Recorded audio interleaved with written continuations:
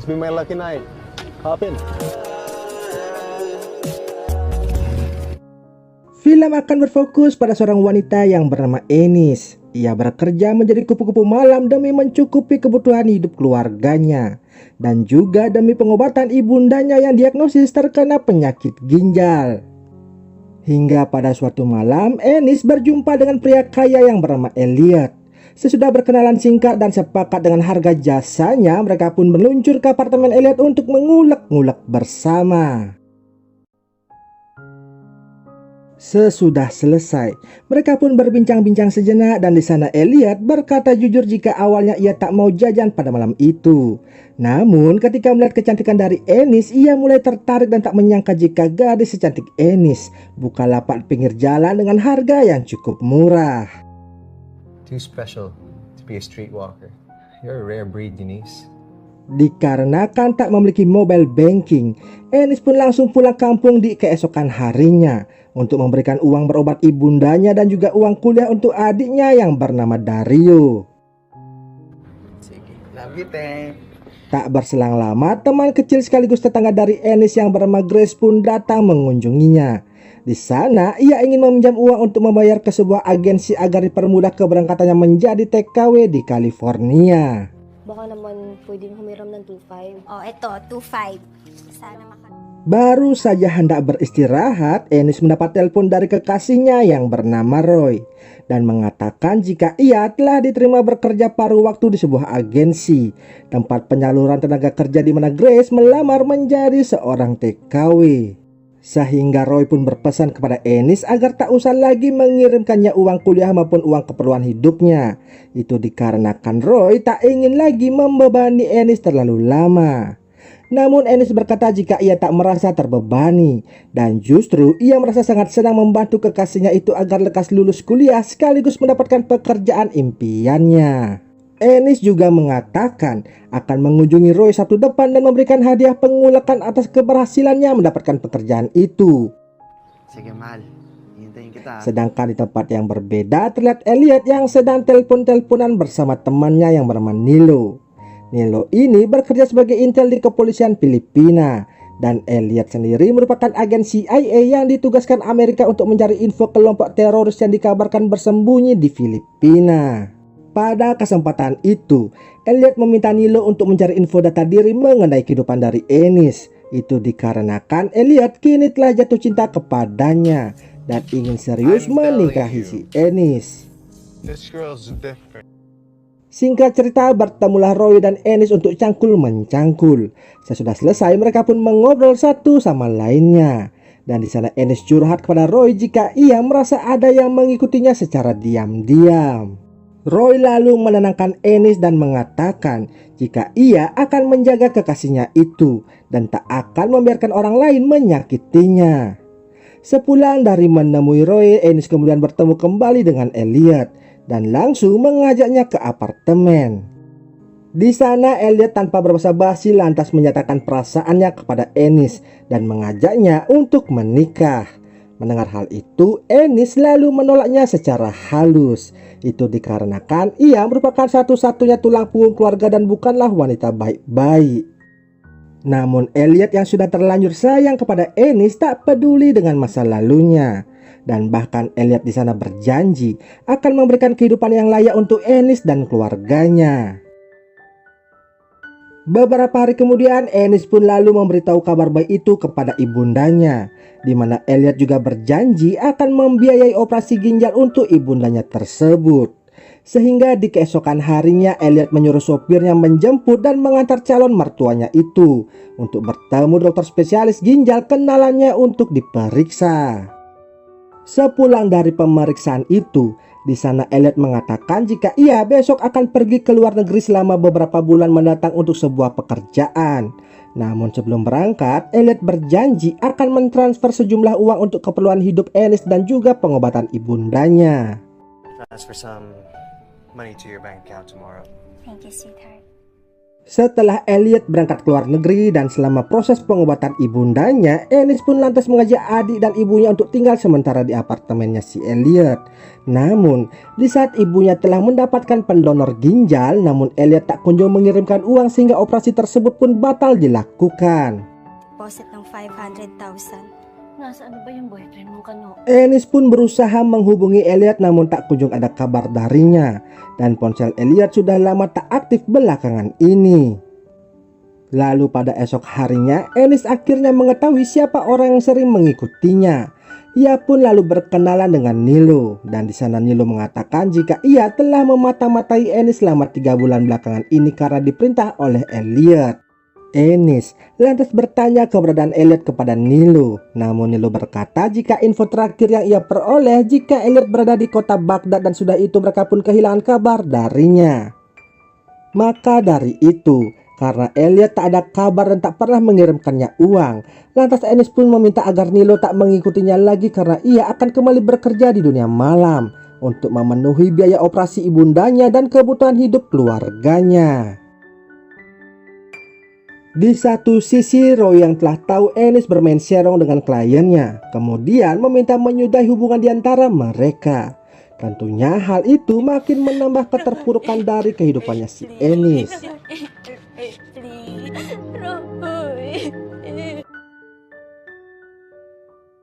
Lalu di saat Ennis bekerja, ia bertemu dengan seorang pria yang bernama Habibi dan mengaku sebagai pangeran tampan dari Persia. Di sana Habibi sangat senang dengan jasa yang diberikan oleh Ennis, sehingga Habibi berjanji akan memberikan apa saja yang dibutuhkan oleh Ennis dan keluarganya. Singkat cerita, kehidupan Ennis dan keluarganya pun berangsur-angsur membaik, hingga pada suatu hari Grace mengunjungi Ennis di apartemennya. Dan di saat mereka sedang makan-makan bersama, tiba-tiba saja Grace mual-mual dan muntah di wastafel. Di sana Grace beralasan jika itu dikarenakan perutnya kaget akibat pertama kali ia memakan spaghetti. Beberapa bulan pun telah berlalu. Ennis yang rindu dengan Roy lantas mengunjunginya ke kosannya. Namun di sana ibu kos mengatakan jika Roy sudah lama ia usir akibat ketahuan menghamili teman wanitanya yang bernama Grace. Ibu kos pun memberitahu jika mereka sekarang tinggal bersama di desa nelayan. Dan di saat itu juga, Ennis langsung berangkat ke sana untuk melabrak Roy dan juga Grace temannya tersebut. Pareho kayo, walang hiya! Sesudah puas mencurahkan emosinya, Ennis pun langsung pulang ke kampung halamannya. Namun setiba di sana, ia mendapati ibundanya telah tiada. Di saat sedang berduka, ia ditelepon oleh Habibi untuk diajak cangkul mencangkul. Namun hal itu batal dilakukan oleh Habibi dikarenakan mengetahui di saat itu Ennis dalam kondisi berkabung. I'm so sorry for your loss. Beberapa bulan setelah ibundanya dimakamkan, Elliot tiba-tiba menghubungi Ennis dari desa nelayan yang di mana desa itu baru saja terkena ledakan bom yang diduga dilakukan oleh teroris, dan Roy serta Grace turut menjadi korban dari musibah tersebut. I'm sorry, sweetheart. Singkat cerita, Elliot dan Ennis pun akhirnya bertemu.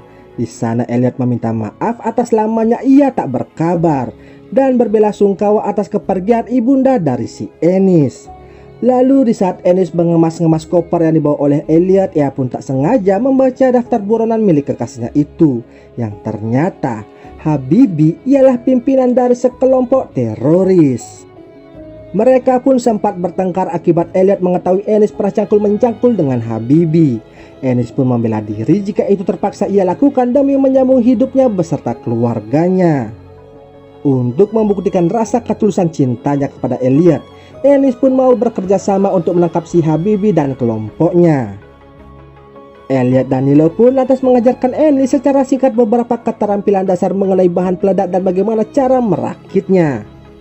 Habibi yang mengetahui Ennis bekerja sama dengan kepolisian lantas mengancamnya jika Ennis tak datang menjumpainya selama 1 jam, maka ia akan meninggoikan adiknya. Secepat kilat malam itu pun Ennis menemui Habibi. Di sana Ennis disemes Habibi karena merasa dihianati. Padahal Habibi sengaja meledakkan desa nelayan untuk membalaskan dendam Ennis kepada Roy dan juga Grace. Sempat melakukan perlawanan dan membebaskan adiknya, Enis kembali tertangkap oleh kawanan Habibie ketika menuju ke arah lift. Ia pun lantas dikurung di salah satu kamar yang ada di apartemen tersebut.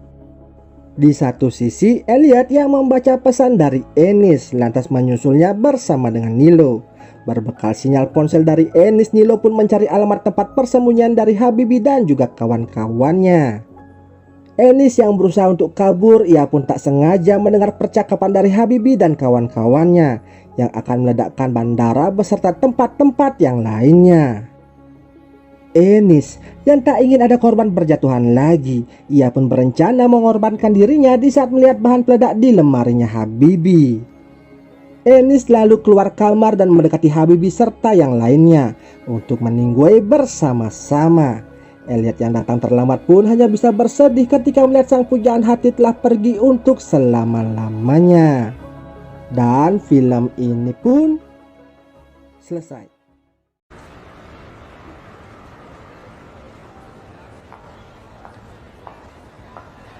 May sundo ako eh.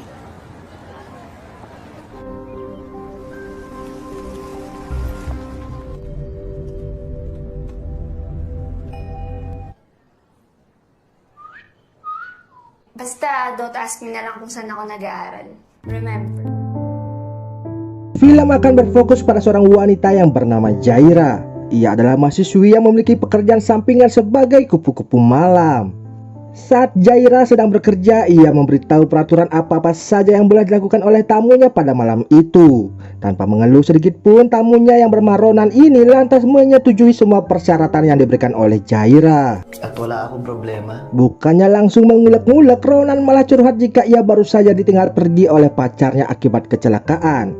Karena wajah Jaira yang mirip dengan si almarhum saat membuka aplikasi ijo-ijo tersebut, maka dari itu ia memesan jasa layanan dari Jaira. Untuk mengenang almarhum kekasihnya, Ronan meminta Jaira untuk menggunakan pakaian sekolah saat mengulek-ngulek bersama, dengan maksud dapat bernostalgia seperti dahulu. Okay, sure. Dan setelah Jaira memakai pakaian sekolah itu, mereka pun akhirnya mengulek-ngulek bersama. Sesudah pertandingan yang berakhir 1-0 untuk kemenangan Jaira, Ronan pun bercerita jika ia sangat beruntung menjadi anggota VIP di aplikasi itu secara instan berkat bantuan dari sepupunya. Dikarenakan hanya tamu yang memiliki akses VIP atau super VIP saja yang bisa bertemu dengan Jaira dalam aplikasi tersebut. Swerte ako. Kehidupan Jaira di siang harinya begitu terbalik. Nampak ia sangat fokus belajar di salah satu universitas khusus wanita jurusan psikologi dan jarang bergaul dengan teman-teman kampusnya. Ha? Wala. Wala naman ako ikikwet. Sige, I'll go ahead. Bye. Pada suatu hari Jaira mendapat tamu yang bernama Mr. L. Namun Jaira ini menolak ajakan mengulek-ngulek bersama dikarenakan Mr. L mau mencetak gol tanpa menggunakan helm pengaman. Karena masih ada jam kosong, si Jaira ini lantas mengajak Ronan untuk bertemu. Sesampainya di tempat tujuan, Jaira pun jujur jika ini pertama kalinya ia mengajak tamunya bertemu di luar kamar. What's happening to my boundaries? Di sana Ronan juga mengatakan jika ia masih saja menganggap Jaira ini ialah si Sophie almarhum kekasihnya dahulu. Oleh sebab itulah ia mengajak Jaira untuk bertemu di kafe tersebut. Really? Sweet mo talaga. Malam harinya Ronan ditelepon oleh sepupunya yang bernama Tommy. Si Tommy inilah yang membuat Ronan bisa masuk ke kelas VIP secara instan. Di sana Tommy pun menanyakan kesan-kesan Ronan tentang aplikasi tersebut. Ronan lalu menjawab jika ia sangat senang karena bisa mengobati masa lalunya. Bos Jaira yang bernama Madam yang saat itu bersama Tommy mencoba menawarkan Ronan untuk berkencan dengan orang baru. Tentu saja Ronan menolaknya karena ia sudah paten dengan gocekannya si Jaira. Good night po, madam. Hari demi hari hubungan Ronan dengan Jaira semakin dekat. Nampak mereka saling bertukar pesan, berlanjut telepon-teleponan hingga mengunjungi tempat tinggalnya si Ronan. Lalu ketika di rumah Ronan, Jaira menawarkan diri untuk menjadi Sophie agar mengobati kesedihannya si Ronan. Karena menurut ilmu psikologi yang dipelajari di kampus, bermain peran bisa mengobati luka hati dari seseorang. Oleh sebab itu, Jaira siap membantu Ronan dengan berperan menjadi Sophie. Psychology? Pada suatu hari, bos Jaira menghubunginya dan menanyakan kepada Jaira kenapa hanya mau menemui Ronan saja. Bahkan ia mendapat aduan dari Mr. L jika pertemuannya dibatalkan secara sepihak. Jaira langsung membela diri dengan mengatakan saat ia bertemu dengan Ronan, tamunya itu selalu meminta perpanjangan waktu sehingga ia tidak dapat menerima tamu lainnya. Sedangkan untuk kasus Mr. L, ia tidak mau meladeninya karena tamu itu tak mau menggunakan helm pengaman saat mengulek-ngulek bersama. Ia yang biasa protektif dan tertutup masalah urusan pribadi terhadap tamu-tamunya, kini mengizinkan Ronan lebih mendalam memasuki kehidupannya. Itu dikarenakan hubungan Jaira yang semakin dekat dengan Ronan yang tanpa ragu lagi, Jaira lantas mengajak Ronan untuk datang ke kosannya. Di sana, Jaira dibuat terkejut ketika Ronan menyatakan cintanya. Ia juga belakangan ini sudah move on dan tak menganggap Jaira ini sebagai si Sophie. I love you, Jaira. Jaira ternyata juga memiliki perasaan terhadap Ronan dan dalam percakapan itu, Ronan berjanji akan full menggunakan jasa Jaira hingga kontrak Jaira dengan si Madam ini berakhir. Lalu ketika sedang tidur, Jaira ditelepon oleh si Madam kembali. Di sana Madam mengatakan jika besok Jaira harus meladeni tamu super VIP. Namun Jaira di sana berdalih dan mengatakan telah ada janji dengan si Ronan. Mendengar hal itu membuat Madam menjadi emosi. Ia meminta Jaira untuk memangkas waktu pertemuannya dengan si Ronan dan mengutamakan tamu super VIP-nya. Lantas saat bertemu dengan Ronan, Jaira benar-benar mempersingkat waktu pertemuan mereka dengan alasan kurang enak badan. Tentu saja itu ia lakukan agar bisa memenuhi perintah dari madamnya. Lalu saat Ronan mengantar Jaira pulang, di saat itu juga Jaira langsung dijemput oleh mobil lainnya. Ronan yang tahu lantas menemui Jaira sepulang bertugas. Ia tampak kecewa dengan Jaira karena telah berbohong dan pergi dengan orang lain. Di sana Jaira langsung klarifikasi meluruskan apa yang sebenarnya terjadi. Jaira mengaku jika ia dipaksa oleh bosnya agar bertemu dengan tamu yang super penting. Dengan sedikit lapang dada, Ronan lantas memaklumi apa yang dilakukan oleh Jaira. Pinapatawad na kita. Kawawa ka naman. Lanjut cerita, tanpa disadari oleh Jaira, ia sedang dimata-matai oleh dua orang teman kampusnya karena mereka penasaran dengan kegiatan Jaira sepulang kuliah. Ternyata salah seorang teman kampus Jaira itu ialah anak dari Mr. L, tamu Jaira tempo hari. Ano pangalan ng classmate niyo ulit? Jaira. Mr. L lalu menelpon Jaira pada malam harinya dan mengatakan jika ia akan menyebarkan foto-foto Jaira yang ia dapati di aplikasi tersebut untuk ia kirim ke keluarga Jaira yang berada di kampung. Mendengar hal itu membuat Jaira menyetujui ajakan Mr. L untuk mengulek-ngulek bersama dengannya. Namun saat beraksi, perlakuan Mr. L terhadap Jaira begitu kasar sehingga membuat Jaira tak kuat berjalan dan dibantu ketika mengantarnya pulang. Apesnya, di sana Ronan melihat Jaira yang dituntut oleh Mr. L ke dalam kosannya. Ronan pun menjadi galau yang membuat ibundanya meminta Tommy untuk menghiburnya. Singkat cerita, Jaira pun akhirnya curhat kepada Madam tentang Mr. L yang selalu saja memaksanya untuk mengulek-ngulek bersama. Tentu saja Madam akan membantu permasalahan dari anak buahnya tersebut. Di sana Madam mengatakan akan menjadwalkan pertemuan mereka bertiga agar masalah ini lekas selesai. Madam, di ko na alam gagawin ko. Di hari berikutnya, tiba-tiba Tommy dan Ronan kembali mendapati berita tentang meninggoinya seseorang di televisi. Tampak wajah Jaira yang terpampang dalam CCTV itu. Jaira yang menjadi tersangka lalu pergi ke sebuah tempat terpencil. Di sana ia menelpon Ronan agar mau menemuinya di tempat tersebut. Sesampainya Ronan di sana, Jaira berkata jika ia telah ditipu oleh si Madam. Karena setelah melakukan pertemuan dengan Mr. L, ia malah ditinggal berduaan dalam kondisi Mr. L yang sudah meninggoy. Namun nyatanya Madam sendiri juga telah meninggoy di tempat yang berbeda. Dengan tingkah yang aneh dan kasar, Ronan mengajak Jaira pergi dari tempat itu. Dan ternyata pelaku tersebut tak lain tak bukan ialah Ronan itu sendiri. Si Conan. Yung kakambal niya sa loob. Di sana baru terungkap jika Ronan memiliki kepribadian ganda. di mana pribadi satunya yang bernama Conan ini ialah yang membuat anak buah Madam dan lainnya meninggoy, serta ia jugalah yang ternyata mendorong Sophie hingga terjatuh dan innalillahi. Itu ialah cara Ronan menunjukkan cinta kepada kekasihnya, serta cara Ronan memperlakukan orang jika tak menuruti kemauannya. Lalu Ronan alias Conan ini pun akhirnya meninggoy akibat didor oleh suaminya si Madam. Dan tak lama kemudian polisi pun datang untuk mengamankan keduanya. Dan film ini pun selesai.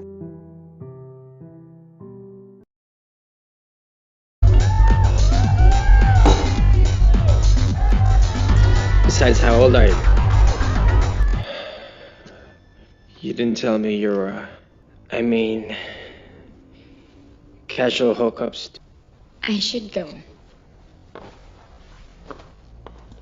Sam, you sure you're okay with this? Hindi ako gagawa ng excuse for my behavior. Film dibuka dengan memperlihatkan sebuah konser penyanyi solo di sebuah restoran. Di sela-sela acara, sang penyanyi tersebut lalu berinteraksi dengan penontonnya untuk naik ke atas panggung. Di antara banyaknya orang di sana, nampak seorang pria mengangkat tangannya.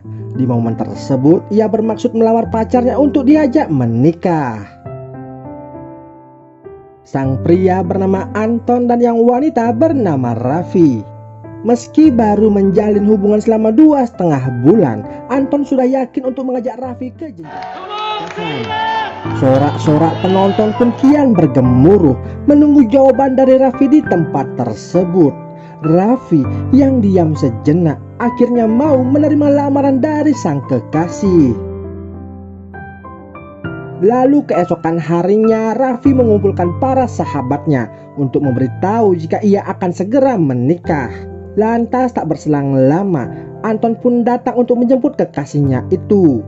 Dari arah belakang, nampak seorang wanita cantik menghampiri Anton. Wanita tersebut bernama Sam. Ia meminta Anton untuk berkata jujur kepada Raffi tentang masa lalu mereka. Ternyata sebelum Anton mengenal Raffi dan menjadi kekasihnya, Anton dan Sam sudah terlebih dahulu saling berkenalan, di mana diawali di sebuah diskotik beberapa tahun yang lalu. Sam yang saat itu masih belia mendekati Anton yang sedang minum seorang diri. Sam yang broken home dan tak merasakan kasih sayang dari seorang ayah sangat terobsesi dengan Anton yang dilihatnya sangat begitu dewasa. Anton yang terbawa suasana akhirnya mengulek-ngulek bakpao Sam yang masih tergembok itu di sebuah gedung kosong. Sesudah itu, Anton menyuruh Sam untuk melupakan kejadian sebelumnya dan menganggap tak terjadi apa-apa. Sam yang berharap lebih karena telah memberi kehormatannya itu merasa kecewa terhadap ucapan dari Anton. Setelah ia mengeluarkan keluh kesahnya kepada Anton, lantas Sam pergi dari tempat tersebut. Setelah itu mereka pun berbaur dengan teman-teman yang lainnya. Di sini Sam beralasan tak bisa hadir dalam pernikahan Anton dan Raffi dikarenakan ia akan pergi liburan dengan ayahnya. Raffi sebagai sahabat terus mendesak Sam untuk hadir di acara pernikahannya itu dan menyuruhnya untuk mengganti jadwal liburannya. Raffi lantas menyuruh Anton untuk ikut mendesak Sam agar mau hadir di pernikahan mereka. Dengan gugup, Anton pun mengiyakannya. Lalu Sam pun akhirnya menuruti permintaan temannya itu. Lantas scene berlanjut memperlihatkan Raffi yang sedang mengobrol dengan ibunya. Di sana ibunya menanyakan apakah Raffi telah yakin dan siap secara mental menuju ke jenjang pernikahan. Sontak Raffi terdiam dan semalaman penuh memikirkan omongan dari ibunya itu. Berdasarkan dengan latar belakang keluarganya yang tak harmonis, di mana sang ayah telah memiliki wanita lain di saat masih berstatus suami istri dan jarang menemui ibunya. Hal itu pun membuat Raffi semakin takut dan lantas menemui Anton untuk membatalkan pernikahan mereka tepat 1 hari sebelum acara tersebut berlangsung. Di sana Raffi lantas mengembalikan cincin lamarannya itu dan meminta maaf berkali-kali. Tanpa memberi kejelasan kepada Anton, ia pun lantas pergi beranjak dari sana. Sontak batalnya pernikahan Raffi dan Anton sangat mengagetkan para sahabat Raffi, terkecuali Sam yang terlihat senyum-senyum bahagia dikarenakan masih memiliki celah untuk masuk ke dalam hatinya Anton. Di tempat yang berbeda terlihat Raffi yang berpamitan dengan keluarganya untuk menenangkan diri di Amerika. Ia juga meminta maaf kepada orang tuanya akibat keegoisannya itu sehingga membatalkan pernikahan mereka tersebut. Lantas scene pindah memperlihatkan Anton yang sedang tidak fokus di tempat kerjanya. Diceritakan ia bekerja sebagai kepala chef di restoran bintang 5. Lalu di tempat yang berbeda, saya mencoba menghasut teman-temannya yang lain dengan menjelek-jelekan sikap yang dilakukan Raffi terhadap Anton. Singkat cerita, Sam pun berhasil mendekati Anton yang hatinya sedang terombang-ambing. Hal itu pun dirayakannya dengan mengulek-ulek bersama. Beberapa hari menenangkan diri di luar negeri, secara tiba-tiba Raffi telah kembali pulang ke rumahnya. Bergegaslah ia langsung mencari Anton ke tempat kerjanya. Secara kebetulan Sam melintas dan tahu jika kini Raffi telah kembali. Tak lama kemudian lalu Anton keluar menemui Raffi. Di sana Anton mengeluarkan semua keluh kesahnya terhadap sikap dari Raffi. Sambil meneteskan air mata, Raffi menyesal dan menjelaskan ketakutannya akan suatu ikatan pernikahan. Maka dari itu ia menenangkan diri sejenak untuk meyakinkan dirinya. Anton yang masih mencintai Raffi akhirnya mau menerimanya kembali. Setelah itu Raffi meminta izin kepada orang tuanya untuk tinggal bersama dengan Anton, guna melihat apakah benar-benar ada kecocokan di antara mereka saat sudah menikah nanti. Meskipun orang tuanya tidak setuju, tapi kerasnya tekad Raffi membuat orang tuanya tidak bisa berkata apa-apa lagi. Esok harinya terlihat Raffi yang telah sampai di kosannya Anton. Tak disangka Sam datang juga ke sana dan membuat Anton menjadi panas dingin. Kucing-kucingan pun terjadi di antara mereka bertiga. Sesudah Sam pergi, barulah Anton membukakan pintu untuk Raffi. Ia beralasan tak tahu kedatangannya dan diakibatkan dirinya yang masih tertidur. Beberapa hari kemudian Sam mengajak Raffi untuk bertemu di sebuah tempat makan. Ternyata di sana juga Sam membuat janji bersama dengan Anton. Hal itu sengaja ia lakukan agar perlahan-lahan Raffi mengetahui hubungan mereka berdua. Saat sedang mengobrol, secara kebetulan salah satu teman dari Raffi melihat kebersamaan mereka berdua itu. Apa yang diharapkan Sam pun akhirnya terwujud. Di mana saat Raffi menelpon Anton, ia mengatakan jika saat ini dirinya sedang mengadakan rapat. Hal itu pun membuat Raffi sangat curiga dengan sikapnya Anton. Melihat gerak-gerik yang aneh dari mereka berdua membuat hubungan Raffi dan Sam kini mulai memanas. Ditambah lagi pesan singkat yang dikirim dari temannya Raffi dan isi kontak HP dari Anton memperjelas adanya main serong di antara mereka berdua. Untuk memastikan kecurigaannya itu, Raffi pun berbohong dan mengatakan kepada Anton jika ia akan kerja keluar kota selama 2 hari. Ia juga memposting statusnya di sosial media agar Sam melihatnya. Alhasil, Raffi akhirnya melihat secara langsung pacar yang sedang berduaan dengan Sam dan meluapkan emosinya di sana. Sejak saat itu, Raffi memutuskan untuk kembali ke rumahnya dikarenakan ia tidak terima dengan pengkhianatan yang dilakukan oleh Anton. Persahabatan yang telah terjalin sejak lama akhirnya rusak seketika. Saling sindir perang komen pun terjadi di antara mereka. Di sisi lain, Anton yang benar-benar merasa bersalah, ia tidak menyangka hal seburuk ini datang menimpanya. Anton pun berharap diberi kesempatan yang kedua untuk memperbaiki semuanya. Lalu untuk menenangkan dirinya kembali, Raffi pun memutuskan pergi berlibur dengan keluarganya. Di sana Raffi bercerita semua keluh kesahnya kepada ibunya itu. Lalu ibunya memberikan solusi kepada anaknya tersebut. Setelah mendapatkan pencerahan dari ibunya, kini Raffi merasa lebih tenang dan berani mengambil keputusan yang tepat walaupun itu nantinya akan mengorbankan perasaannya sendiri. Lalu di akhir film ini Raffi akhirnya menemui Anton kembali untuk menyelesaikan permasalahan mereka. Nampak Anton yang masih berharap untuk diberikan kesempatan yang kedua atas kesalahan yang ia lakukan. Tapi Raffi tetap teguh akan keputusannya untuk menyudahi hubungan di antara mereka. Meski Raffi masih mencintai Anton, tapi kepercayaan yang ia berikan itu sudah dihianati dan tidak bisa dimaafkan lagi. Namun di sana juga Raffi mengakui karena kesalahannya pergi begitu saja, kini benar-benar semua tak bisa diselamatkan lagi. Selain itu, kini Raffi juga kehilangan sahabat baiknya dari kecil. Semenjak saat itu, mereka semuanya berpisah dan menjalankan hidup masing-masing. Dan film ini pun selesai.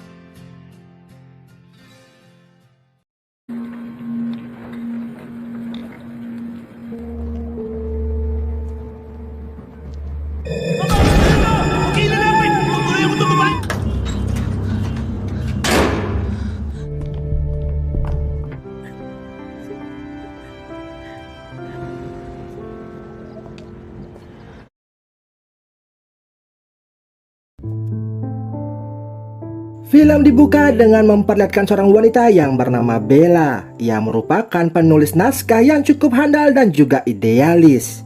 Bella tinggal bersama dengan pacarnya yang bernama Arnold dan bekerja sebagai sutradara berbagai produk iklan komersil. Okay, pag mainit-init pa. Di saat itu, Arnold ingin sekali meningkatkan karirnya untuk menjadi seorang sutradara film. Namun dikarenakan tidak memiliki ide maupun konsep, ia pun lalu meminta tolong kepada Bella untuk menjadi penulis naskahnya. Demi mewujudkan cita-cita dari pacar yang sangat ia sayangi, Bella pun akhirnya setuju. Sesudah itu malam harinya Arnold mengontak salah satu investor yang sering diajaknya kerjasama. Pria tersebut bernama Tuan Dison. Di sana, Tuan Dison meminta konsep agar setiap adegan berisikan cangkul-mencangkul, serta adegan baku tembak dan pemerannya diwajibkan sangatlah begitu seksoi. Agar investor itu merasa senang, Arnold pun memuji Tuan Dison dengan mengatakan konsepnya begitu brilian. Mendengar hal tersebut, Tuan Dison menjadi semakin besar kepala dengan mengatakan jika istrinya juga setuju jika ia pantas menjadi seorang penulis. Tuan Dison juga menambahkan jika pengusaha sama halnya dengan seorang penulis, yang intinya keduanya itu menjual produk mereka agar laris di pasaran. Mendengar hal itu, Bella langsung membantahnya. Bagi Bella, seorang penulis merupakan seniman yang mencurahkan rasa dalam rajutan penanya, yang berisikan ide-ide brilian dan tidak sembarangan. Berbeda dengan pengusaha yang hanya mementingkan keuntungan dan tidak peduli akan isi materi penjualannya. Mendengar ucapan dari Bella, Tuan Dison pun lalu terdiam. Ia lalu menanyakan kapan naskah itu dapat dibacanya, dikarenakan Tuan Dison akan berangkat ke Belgia minggu depan untuk melakukan bisnis. When can I read the script? Ako papuntang Belgium next week. Arnold lalu berkata naskah itu akan secepatnya diberikan kepada Tuan Dison. Namun Bella kembali membantah dengan mengatakan jika menulis itu membutuhkan banyak waktu. Bella tidak akan memberikan naskah itu hingga selesai dikarenakan setiap perubahan pada bagian akhir bisa mempengaruhi cerita skenario bagian pertamanya. Tuan Dison pun akhirnya setuju asalkan materi cangkul-mencangkul yang ia inginkan harus tetap ada dalam skenario tersebut. Huwag niyong tatanggalin yung gusto ko, ha? I need you to be proactive, ha? Setiba di rumah, Bella pun mengeluh akan permintaan dari investor itu dan ingin membuat naskah sesuai idealisnya.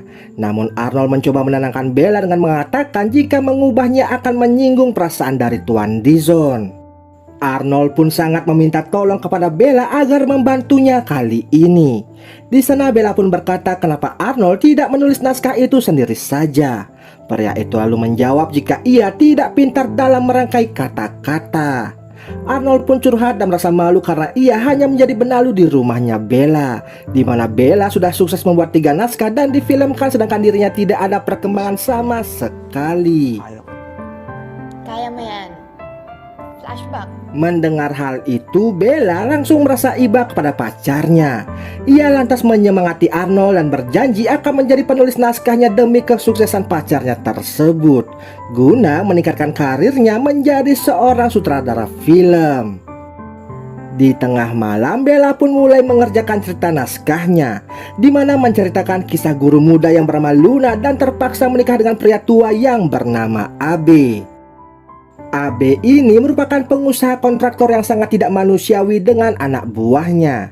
Melihat hal itu, Luna pun merasa sangat kasihan. Ia lantas curhat kepada bibinya di sana dan mengatakan ingin rasanya kabur dari rumah tersebut. Bibinya lantas berkata agar Luna lebih bersabar dikarenakan ia sudah dijadikan alat penebusan hutang oleh orang tuanya. Maka dari itu Luna harus mengabdi kepada Tuan Abe seumur hidupnya. Magtiis-tiis ka na lang muna. Hingga pada suatu hari di saat Luna pulang bekerja, terjadi baku tembak antara dua penjahat dengan pihak kepolisian. Tepat di depan sekolah Luna mengajar. Salah satu penjahat di sana telah meninggal dan yang satunya lalu menyandera Luna agar terbebas dari pengejaran pihak kepolisian. Dengan mencuri mobil taksi yang terparkir di dekat mereka, Luna pun dibawa ke rumah kosong yang sedang direnovasi. Di sana penjahat itu berjanji akan melepas Luna jika mereka tidak dikejar lagi oleh para polisi. Ikaw ayaw mo masaktan! Mabuha! Tak berselang lama, Luna pun izin ke toilet. Penjahat itu lalu menemaninya dan ternyata ia buta huruf atau tak bisa membaca jika toilet di sana sedang rusak. Ano ba hinihintay mo? Di mo ba nababasa? Setelah mengecek ke dalam dan ternyata toilet itu benar-benar rusak, penjahat itu pun lalu menyuruh Luna untuk membuang air dengan menggunakan sebuah kendi. Umihi ka na! Bilisan mo na! Sesudah selesai, penjahat itu lalu meminta maaf karena telah menodong Luna sebelumnya dan berkata jika ia bukanlah seorang penjahat. Uang yang mereka curi sebenarnya ialah gaji yang tak pernah dibayar selama ini oleh majikan mereka dan majikannya tersebut memecat mereka tanpa alasan. Sesudah itu Luna pun mengatakan jika ia menyadari pria itu tak bisa membaca di saat ke toilet sebelumnya. Berbekal pendidikan dasar yang kurang, Luna pun menanyakan rencana pria itu ke depannya. Pria yang bernama Diego itu lalu bercerita jika temannya yang bernama Paman Roger lah yang tahu harus kemana dan harus diapakan uang tersebut. Namun karena sudah tiada, Diego pun kini merasa kebingungan. Ia pun bercerita jika Paman Roger sudah seperti ayahnya sendiri. Ia dari kecil sudah yatim piatu dan Paman Roger lah yang memungutnya dari jalanan. Kung saan lang din ako nakitira. Inulit lang niya ako sa lansangan. Diego juga bercerita jika ia sekolah hanya hingga kelas 2 SD dikarenakan keterbatasan biaya. Menjelang remaja, ia pun dinikahkan dengan putri dari Paman Roger namun sudah meninggal pasca melahirkan buah hati mereka. Luna yang penasaran lalu kembali bertanya bagaimana Diego bisa bekerja dengan keterbatasan yang ada. Diego lalu menjawab jika ia bekerja serabutan di pabrik dengan mengamati objek barang masing-masing yang ada di sana. Sesudah itu giliran Luna pun menceritakan perjalanan hidupnya. Di saat ibunya harus dioperasi dan tak mampu membayar rumah sakit, Abel lah yang membayar semua itu dan sebagai gantinya Luna harus mau menikah dengannya. Lalu ketika mereka akan kerja kelompok, ketika naskah itu dihentikan oleh Arnold dan meminta Bella untuk merevisinya agar diganti dengan adegan pemerkosaan agar lebih greget dikarenakan itu salah satu saran dari Tuan Dizon. Ay, agad yung babae. Na hindi mo na siya papayag. Mereka pun berdebat sejenak tentang isi naskah tersebut hingga Arnold pun mengalah dan membebaskan Bella menuangkan idenya asalkan naskah itu lekas selesai sebelum tenggang waktu yang telah diberikan oleh Tuan Dizon. Sesudah itu, naskah cerita pun direvisi oleh Bella dengan membuat Luna yang kini sedang mengajari Diego cara membaca yang tentunya naskah tersebut membuat Tuan Dizon merasa kecewa dikarenakan tidak bersihkan adegan yang diinginkannya. Mendengar hal itu, Bella pun berdebat dengan Tuan Dizon dan mengatakan mengapa harus ada adegan cangkul-mencangkulnya. Sebelum investor itu emosi dan membatalkan kerjasama mereka, Arnold langsung menyela dengan mengatakan akan merevisi kembali naskah tersebut. Arnold, hindi nasobrahan lang si Bella? Malam harinya, Bella pun melanjutkan pembuatan naskah ceritanya, di mana pada adegan kali ini memperlihatkan karakter Diego yang akan berpisah dengan Luna. Meski Luna memaksa untuk ikut kabur dengannya, namun Diego yang sudah menjadi buronan polisi tak mengizinkan hal itu dikarenakan takut akan membahayakan kehidupan dari Luna. Kembali ke dunia nyata, Ketika Bella akan pergi berbelanja, ia pun tak sengaja melihat Arnold sedang berjalan mesra dengan wanita lain. Setiba di rumah, Bella pun menanyakan tentang wanita yang ia lihat sebelumnya. Arnold pun jujur jika wanita yang ia ajak itu ialah adik dari Tuan Dizon dan sudah pernah sekali kerja kelompok dengan dirinya. Nyetang skip mo! Umalis ka na! Mendengar hal tersebut tentunya membuat Bella merasa sangat kecewa dan menyuruh Arnold untuk keluar dari rumahnya serta menyelesaikan naskah tulisnya sendiri. Ketika sendirian dan ragu untuk meneruskan penulisan naskahnya itu, Bella pun menghayal jika ia didatangi oleh Luna. Di sana Luna mencoba memberi semangat dan menyuruh Bella untuk mengikuti kata hatinya saja. Akhirnya, Bella pun meyakinkan tekadnya untuk menuntaskan naskah tersebut, di mana capture kali ini memperlihatkan Luna yang menjalani hari-harinya dengan penuh kehampaan pasca berpisah dengan Diego. Hingga pada suatu hari Luna pun mendapatkan telepon dari Diego untuk diajaknya bertemu. Namun percakapan mereka tanpa sengaja didengar oleh Abe yang membuatnya merasa emosi. Lalu di malam harinya Luna pun menuju ke tempat mereka janjian bertemu. Sesudah melepas rindu adu mekanik di sana, Diego lantas memberikan Luna sejumlah uang untuk menebus semua hutang-hutangnya dari Abe, sehingga Bella bisa terbebas dan tak terikat lagi dengan orang yang tak dicintainya tersebut. Sesudah mereka berpisah dan keluar dari penginapan, Diego langsung didor-dor oleh pihak kepolisian hingga membuatnya meninggoy. Ternyata semua itu ulah dari Abe yang memberitahu polisi tempat Diego bersembunyi. Pasca kepergian dari Diego, Luna pun memantapkan diri untuk pergi meninggalkan Abe dengan membayar seluruh utang-utang keluarganya. Dan naskah ini pun akhirnya selesai digarap oleh Bella. Namun bukannya dipublis, naskah itu justru dibakarnya. Serasa ia membuang semua kesedihan serta kenangan masa lalunya ketika masih bersama dengan Arnold demi membuka lembaran hidup yang baru. Beberapa hari kemudian, Bella lantas menemui Arnold untuk mengajaknya bertemu. Sesudah berbaikan di sana, Bella pun lalu mengajak Arnold untuk menjalin pertemanan. Terlihat raut wajah penyesalan dari Arnold yang masih ada rasa cinta kepada Bella, namun keputusan Bella sudah bulat, yang membuat pria itu pun setuju jika mereka kini sebatas berteman saja. Dan film ini pun selesai.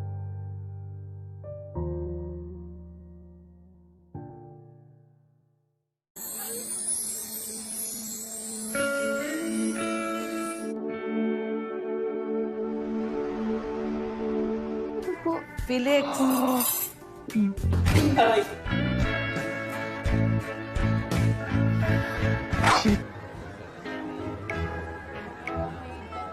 Oh. Ganito pala sa motel, no? Ng girlfriend mo.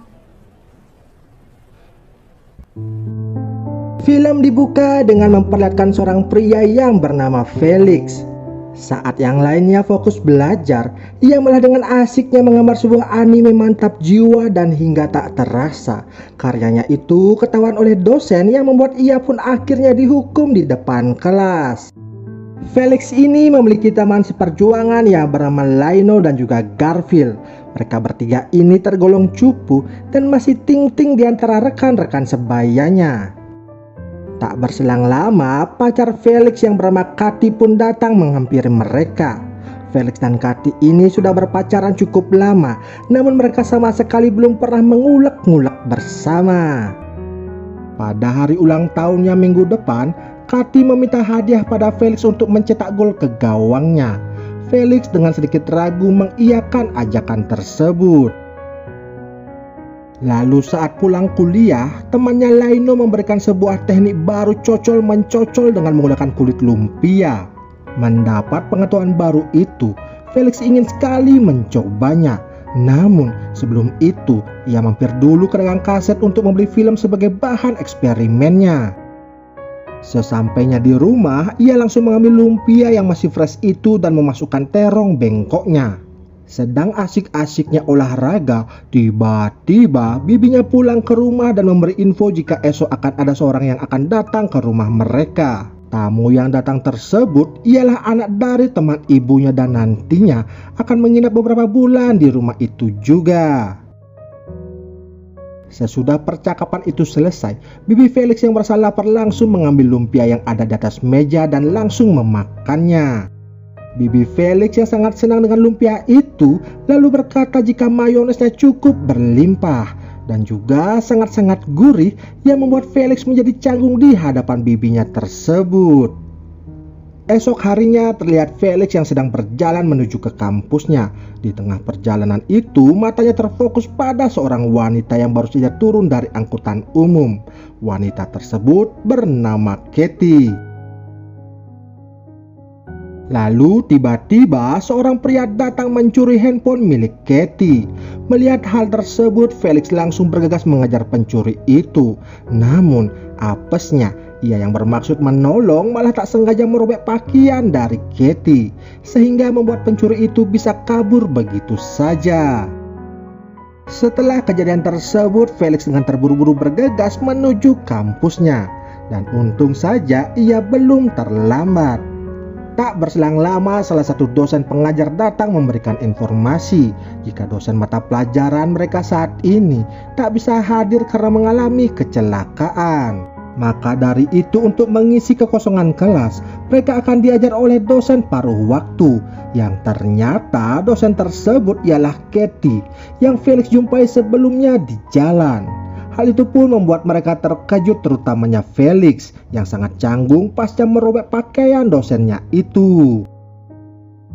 Lanjut cerita pada malam harinya, ketika Felix bersiap-siap untuk makan malam bersama dengan bibinya, tak diduga Felix dikejutkan oleh Katie yang datang ke rumahnya. Di mana ternyata Katie merupakan anak dari teman ibunya yang akan tinggal sementara dengannya di sana. Saat Katie tahu jika ia akan tinggal sementara dengan mahasiswanya sendiri, ia lalu membuat perjanjian dengan Felix jika mereka harus berpura-pura tak saling mengenali ketika nanti berada di kampus. Karena Katie tak mau mahasiswa yang lainnya menceritakan hal-hal yang aneh antara mereka berdua. Singkat cerita, tibalah hari ulang tahun pacarnya Felix.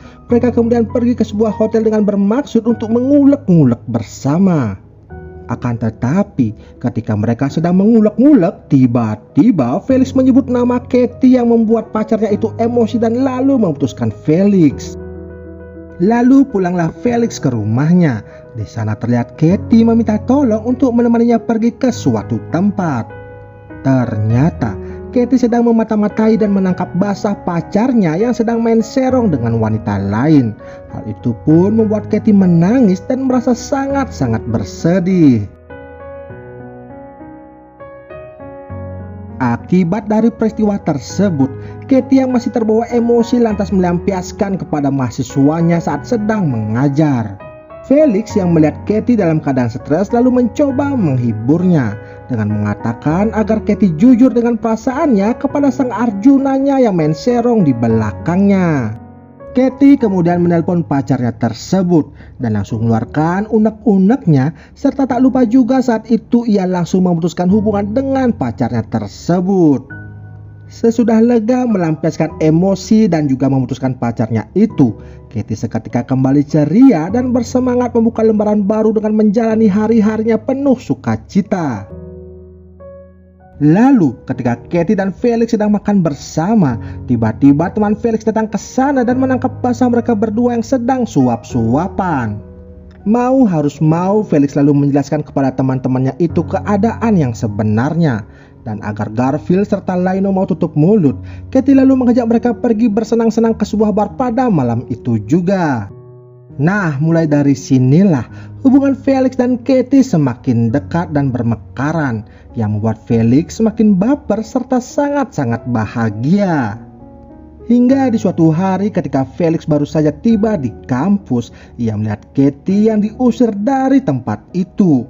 Lalu ketika Felix simpang ke pasar, pedagang langganannya itu lantas memanggilnya dengan memberi info jika ada video terbaru yang baru saja keluar. Ketika Felix melihat video yang baru itu, ia dikagetkan dengan wajah Katie yang terpampang di video tersebut.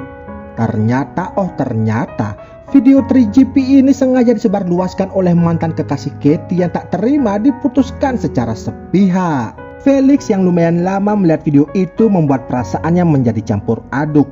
Emosinya kian memuncak hingga secara refleks membanting VCD milik pedagang langganannya tersebut. Sesudah itu, seketika Katie menghilang dari kehidupannya si Felix.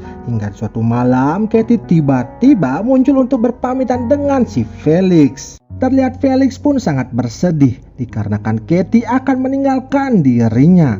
Di sana ia mengatakan jika ingin ikut bersamanya kemanapun Katie akan pergi. Hal itu membuat hati Katie pun menjadi tersentuh. Ia lalu memberikan kado perpisahan yang sangat spesial untuk Felix dengan membuka gawangnya lebar-lebar untuk Felix mencetak gol di gawangnya tersebut.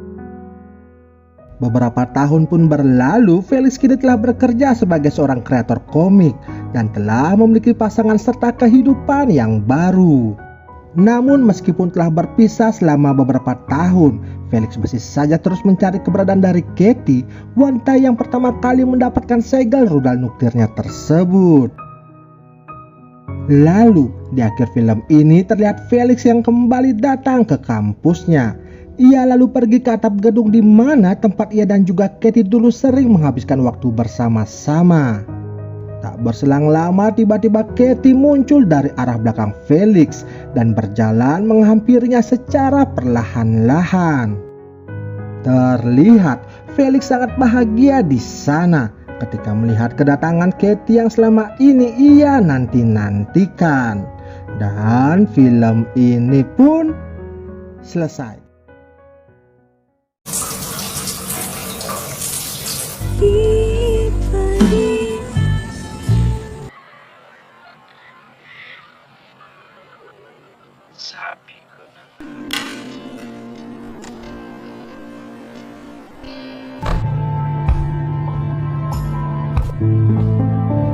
Film dibuka dengan memperlihatkan seorang gadis bernama Eva yang kini mengadu nasib di perantauan.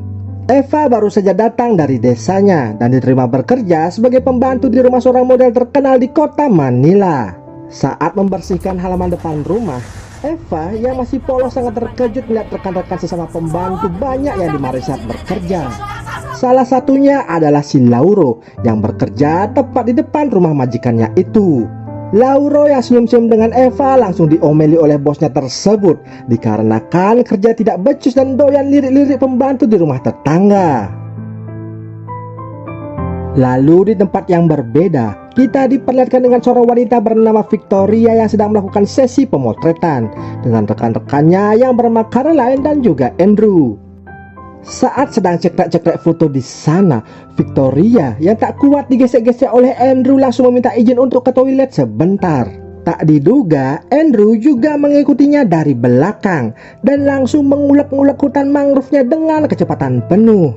Tak disangka, tak dinyana, salah satu staf tukang foto datang ke toilet untuk menyuruh Victoria lekas-lekas kembali ke tempat pemotretannya. Dikarenakan cuaca yang sudah mulai mendung dan takutnya tidak mendapatkan pencahayaan yang bagus saat pemotretan nantinya. Sehingga mau harus mau, acara penggarapan sawah Andrew pun akhirnya tertunda. Singkat cerita, pada malam harinya, Victoria yang baru saja pulang bekerja lantas mengajak Andrew untuk mampir ke rumahnya dahulu. Saat Eva menawari makan malam kepada majikannya itu, mereka tergesa-gesa langsung ke lantai 2 dan mengatakan masih kenyang dan belum begitu lapar. Eva yang penasaran dengan suara kelontang-kelonteng dari atas, diam-diam langsung mengikutinya dari belakang dan menguping kegiatan mereka. Ternyata bosnya itu sedang melanjutkan sesi cangkul-mencangkul yang tertunda saat sesi pemotretan sebelumnya. Lalu pada keesokan harinya, Andrew yang sudah terbangun dari tidurnya lantas berpamitan dengan si Eva. Di sana Eva menawarkan sarapan untuk Andrew tapi ia menolaknya dikarenakan Andrew masih merasa kenyang. Eva lalu mengantar kepergian Andrew hingga ke depan rumah. Di sana Andrew bertanya mengapa di usia muda ia tidak melanjutkan sekolahnya saja. Eva lalu bercerita jika ia dari keluarga tidak mampu dan terpaksa putus sekolah demi membayar hutang-hutang orang tuanya dan membantu biaya pendidikan dari adik-adiknya. Andrew yang merasa kasihan lalu menyemangati Eva dan sesudah itu ia pamit untuk pergi pulang ke rumahnya. Sesudah itu, Eva kembali ke dalam rumah dikarenakan Victoria memanggilnya. Di sana, Eva terkejut dikarenakan melihat majikannya itu tanpa memakai selai benang pun sehingga membuat ia merasa sangat malu. Dikarenakan ini pertama kalinya ia melihat bola-bola squishy yang gundal-gandul milik orang lain. Hal itu pun membuat Eva penasaran dan langsung mengintip Victoria kembali saat membersihkan diri. Malam harinya, Lauro yang melihat barang baru di sana lantas segera merapat menemui Eva untuk berkenalan. Eva kemudian menyambut baik niatan dari Lauro tanpa ada rasa curiga sedikit pun. Mereka lantas bergosip di sana dan Lauro bercerita jika suara kontang-kontak Victoria kemarin malam sampai terdengar ke kamarnya hingga membuatnya senam 5 jari. Belum selesai bercerita, si Lauro ini dipanggil lagi oleh majikannya itu sehingga gibah mereka pun akhirnya terhenti. Keesokan harinya, Victoria berkata ingin pergi keluar sebentar dan menyuruh Eva untuk membersihkan kamarnya yang masih berantakan. Lalu, sesaat majikannya telah pergi, Eva yang melihat penjual sayur keliling di dekat sana lantas membeli sayur terong dan kebutuhan dapur lainnya sembari berkenalan singkat dengan pembantu-pembantu yang juga sedang berbelanja di sana. Sesaat kembali bekerja, Eva tanpa sengaja menemukan bungkusan sarung rudal bersihkan jelly drink yang berserakan di kamar majikannya itu. Lantas ketika sedang bersih-bersih, Eva yang penasaran diam-diam mengambil satu bungkus sarung itu dan langsung bergegas pergi. Hingga pada malam harinya, tiba-tiba Eva terbangun karena ada orang yang memanggilnya. Ternyata yang memanggilnya ialah si Lauro yang kembali datang ke sana, dikarenakan saat itu majikannya sedang tidak ada di rumah. Mereka pun berbincang-bincang sembari menikmati indahnya langit pada malam itu dan saat Eva lengah, hal itu dimanfaatkan oleh Lauro untuk jalan-jalan di hutan Amazon milik si Eva yang masih ting-ting itu. Sesaat Eva menikmatinya, namun ia lalu tersadar dan segera mengusir Lauro dari tempatnya tersebut. Ia tak menyangka jika Lauro ini ternyata seorang striker yang sangat berbahaya, sehingga Eva harus waspada dan ekstra keras untuk menjaga gawangnya dari si Lauro. Namun saat kembali ke kamarnya, bukannya langsung tidur, Eva malah mengingat perbuatan si Lauro tadi. Si Eva ternyata sangat suka dan ingin lebih dari itu, namun malu-malu dan takut melakukannya. Akhirnya berbekal sayur yang dibeli sebelumnya dan sarung yang ia dapat dari Victoria, Eva tanpa berbasa-basi lalu mengulek-ngulek sambil mengingat wajah si Lauro. Esok paginya Eva langsung memasak terong yang dipakai mengulek kemarin malam untuk sarapannya. Lalu tak berselang lama Victoria memanggilnya untuk dibuatkan sarapan. Tak diduga ia mendapati sang majikannya itu sedang cocol-mencocol dengan Carlena. Saat Eva keluar, mereka langsung melanjutkan les biola yang membuat suara terdengar sangat keras hingga membuat Eva penasaran. Singkat cerita, pada siang harinya Lauro kembali datang menemui Eva untuk meminta maaf atas kejadian kemarin malam. Dikarenakan majikannya masih ada di rumah, Eva lalu menyuruh Lauro untuk pergi terlebih dahulu dan datang pada malam harinya saja. Dan tepat pada malam harinya, Lauro datang kembali untuk menemui Eva. Mereka pun kini sudah tidak bertengkar lagi. Justru si Eva ini semakin nyaman dengan perlakuan dari si Lauro. Esok paginya saat sedang sarapan, terlihat Victoria yang semakin sering melirik-lirik si Eva. Sesudah itu ia mengatakan akan keluar jalan-jalan dan berpesan tidak akan pulang pada malam itu, sehingga tidak perlu dibuatkan makan malam dan tak usah menunggunya pulang ke rumah. Kesempatan itu digunakan oleh Lauro untuk kembali datang ke sana. Karena merasa nyaman dan kondisi yang memungkinkan, akhirnya Lauro berhasil mencetak gol ke gawangnya si Eva. Namun setelah pertandingan itu selesai, Eva merasa sangat menyesal. Ia takut ke depannya nanti mendapat masalah akibat hal tersebut. Keesokan paginya saat bersih-bersih di kamar majikannya itu, Eva mencoba tidur di kasurnya Victoria dan membayangkan sedang les biola di sana. Lalu saat bersih-bersih di toilet majikannya itu, tak berselang lama Victoria kembali pulang ke rumahnya dan tak menyangka ia melihat Eva di sana. Bukannya emosi, ia lantas memberikan Eva sebuah pakaian sehingga membuat Eva semakin lebih menantang. Melihat hal itu, tak diduga Victoria langsung memperkaos meskipun hanya terjadi benturan-benturan bola bekel di sana. Namun cukup membuat Victoria merasa sangat senang.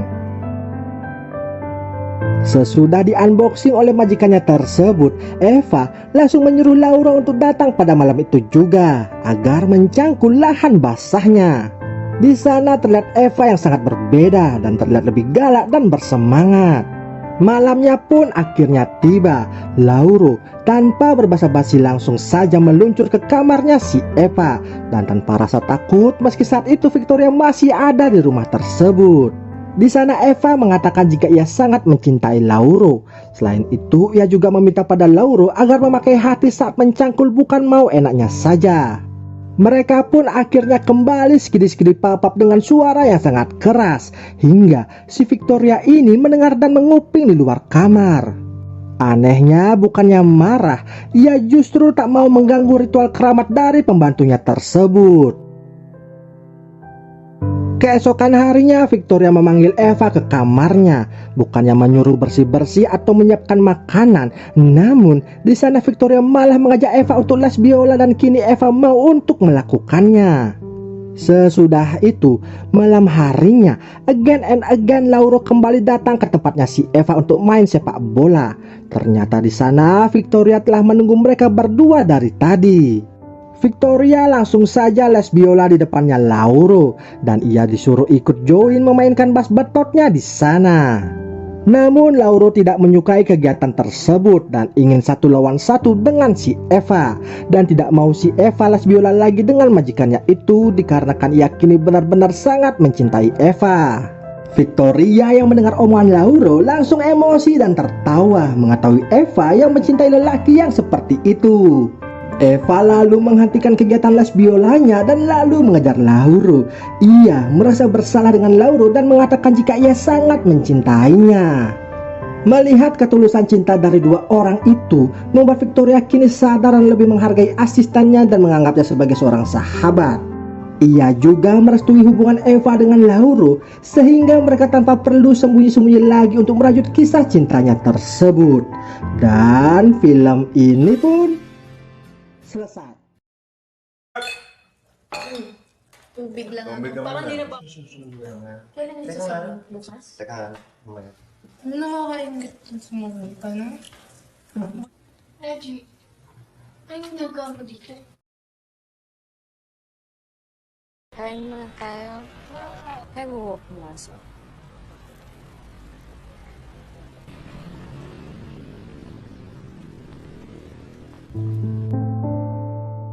Film dibuka dengan memperlihatkan seorang pria yang bernama Bogi dan ia saat ini bekerja sebagai security di sebuah pabrik di kota Manila.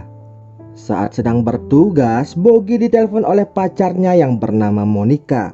Di sana, pacarnya mengatakan jika hari itu ia sedang tidak enak badan sehingga tak bisa menemani Bogi video callan saat bekerja dan ingin beristirahat di kosannya. Sesudah pergantian shift jaga dengan rekan kerjanya, Bogi yang perhatian ini berencana menjenguk Monica di kosannya. Namun sebelum itu ia pulang terlebih dahulu guna berganti pakaian dan membawakan Monica buah-buahan. Sedangkan di tempat yang berbeda terlihat dua orang wanita di mana mereka ini ialah teman indokosan bareng Monica yang pada saat itu mengajak seorang pria berkunjung guna menawari mereka pekerjaan. Pria tersebut bernama Raji. Raji merupakan anak dari keluarga ormas yang cukup berpengaruh di kota tersebut, di mana ia akan menawari Monica beserta teman-temannya sebuah pekerjaan dengan gaji yang super besar. Monica yang yatim piatu dan kini hanya bisa bekerja di spa dengan gaji pas-pasan begitu senang mendengarnya. Ia berharap dengan gaji barunya itu ia bisa mencukupi biaya hidup adik-adiknya yang saat ini dititipkan di bibinya. Mereka pun merayakannya dengan minum-minum bersama. Dan di saat bersamaan Monica mendapat telepon dari atasannya yang emosi karena hari itu ia tidak masuk bekerja serta tak memberi kabar sebelumnya. Raji yang melihat peluang emas tersebut lalu ingin mencetak gol pada saat itu juga. Awalnya Monica menolak, namun demi mendapatkan pekerjaan baru itu ia pun akhirnya membiarkan Raji mencetak gol di gawangnya tersebut. Di saat pertandingan itu sedang berlangsung, Bogi yang baru saja tiba di sana tanpa sengaja menonton dari arah jendela yang membuat Bogi meneteskan air mata bercampur rasa sakit hati. Ia yang sudah emosi dan hilang akal sehatnya lalu melukai Raji dengan memukulnya hingga tak sadarkan diri. Melihat Raji yang terkapar, Bogi pun langsung kabur melarikan diri dan bergegas pulang pergi ke rumahnya. Di sana ia pun curhat kepada ibunya tentang kejadian tersebut. Ibundanya yang takut jika anaknya nanti terkena masalah yang besar dan masuk ke penjara. Ia pun lalu bergegas mengajak Bogi untuk datang menemui pamannya guna meminta pertolongan, di mana pamannya sendiri merupakan seorang bos mafia yang kebetulan juga memiliki jabatan di kepolisian. Ketika pamannya yang bernama Marlon ini tahu inti permasalahan dari Bogi, ia pun bergegas langsung mengajak keponakannya itu pergi untuk tinggal sementara waktu di rumah anak buahnya yang bernama TJ. Setelah menceritakan semuanya kepada TJ dan mengizinkan Bogi tinggal di sana, Marlon pun bergegas mencari informasi melalui anak buahnya mengenai siapa saja korban, para saksi serta pembuat laporan akibat ulah dari keponakannya di kantor polisi tersebut. Marlon pun lalu menyuruh TJ untuk memeriksa keadaan Raji di rumah sakit, dan terlihat Raji masih sekarat di sana serta belum menyadarkan diri. Ayahnya Raji sangat emosi sekali. Meskipun telah membuat laporan ke pihak kepolisian, ia yang tak sabar lalu menyuruh seluruh anak buahnya untuk mencari tahu siapa pelakunya yang berani melukai Raji, anak kesayangannya. Sesudah mendapatkan laporan, pihak kepolisian langsung bergerak dengan memulai melakukan penyelidikan dengan memanggil dan menginterogasi para saksi saat terjadi pemukulan tersebut. Kebetulan kedua teman Monica saat itu telah tertidur karena kebanyakan minum, sehingga mereka pun tak begitu tahu tentang peristiwa itu. Harus mau, Monica akhirnya jujur dan mengatakan jika pelaku yang melukai Raji ialah Bogi, kekasihnya sendiri. Ayah Raji yang tahu jika Bogi lah yang membuat anak tercintanya sekarat, ia pun langsung memutuskan kakak Raji serta anak buahnya agar bergegas memburu Bogi dengan terlebih dahulu mendatangi kosannya Monica untuk mencari tahu di mana alamat tinggal Bogi Alcantara. Setelah tiba di tempat tinggal Bogi, kakak Raji itu pun berpura-pura berbelanja di sana agar ia bisa berkomunikasi dengan ibundanya Bogi. Dan di sanalah kakak Raji pun mengancam serta titip salam agar Bogi mau bertanggung jawab atas apa yang ia perbuat. Di satu sisi Monica yang gelisah karena terseret ke dalam masalah besar ini dan merasa hidupnya terancam. Ia pun meluapkan kekesalannya kepada kedua orang temannya karena mereka berdualah biang dari awal permasalahan tersebut, karena membawa Raji datang ke kosan mereka.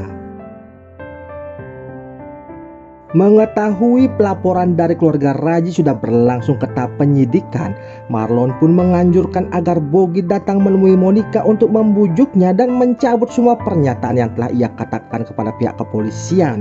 Dengan begitu, tanpa kuatnya barang bukti serta saksi, kemungkinan Bogi di penjara pun sangat kecil dan ia akan bebas dari segala tuntutan. Namun sayangnya Monica menolak permintaan dari Bogi yang membuat mereka menjadi bertengkar hebat di sana. Marlon yang tahu akan hal itu terpaksa menyuruh TJ datang ke kosannya Monica dan menghabisi serta melenyapkannya agar tak menjadi saksi kunci di persidangan nanti. Bogi yang mendapat kabar dari pamannya mengenai niat TJ yang akan datang ke kosan Monica, ia pun lantas bergegas berlari kembali untuk menyelamatkan wanita yang ia sayangi tersebut. Akan tetapi itu semua sudah terlambat karena Monica kini telah innalillahi akibat luka tembak yang dilakukan oleh TJ.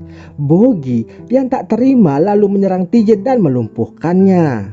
Sesudah berhasil mengalahkan TJ, Bogi yang masih di kosan itu berusaha menyadarkan Monica.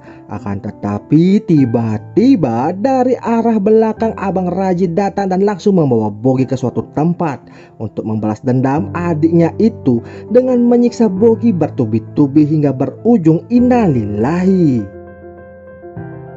Di akhir film ini, Raji yang telah siuman dan keadaannya mulai membaik lantas diperbolehkan pulang ke rumahnya. Marlon yang tak terima dengan kepergian dari keponakannya tersebut lalu mengejar mobil keluarga Raji dan mencegatnya di tengah jalan. Ia pun beserta anak buahnya lalu menghujam peluru ke arah mobil tersebut yang membuat Raji beserta keluarganya kini pergi untuk selama-lamanya. Dan film ini pun selesai.